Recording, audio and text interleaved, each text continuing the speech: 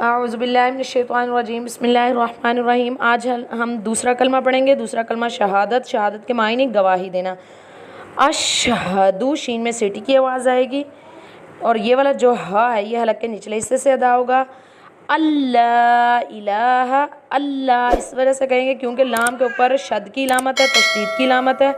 ये जो छोटी सी आपको डब्ल्यू की तरह नज़र आ रही है इसको शद की इलामत या तशदीद की इलामत कहा जाता है। जब ये अगले लफ्ज़ पे होती है तो पिछले लफ्ज़ को अगले के साथ मिला कर पढ़ते हैं, इसलिए हमने पढ़ना है अल्लाह इलाहा। ये जो हा है हलक से अदा होगा।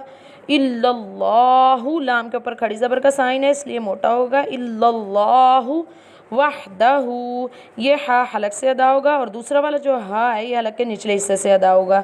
ला शरीक लहू व अशहदु, शीन में सिटी की आवाज़ आएगी और ये जो हा है ये हलक के निचले हिस्से से अदा होगा। अन्ना, यहाँ पर नून के ऊपर शद की इलामत है इसलिए यहाँ पर गुन्ना होगा। गुन्ना का मतलब होता है कि आपने अपनी आवाज़ को नाक में से छुपा कर निकालना है। अन्ना मुहम्मदन, ये हा हलक से अदा होगा। अब्दुहु, आइन भी हलक से अदा होगा। व रसूलुहु, और ये रॉ जो है ये मोटा होगा। आज के लिए इतना सबक काफ़ी है। इंशाल्लाह बाकी हम तीसरा कलमा जो है वो कल करेंगे।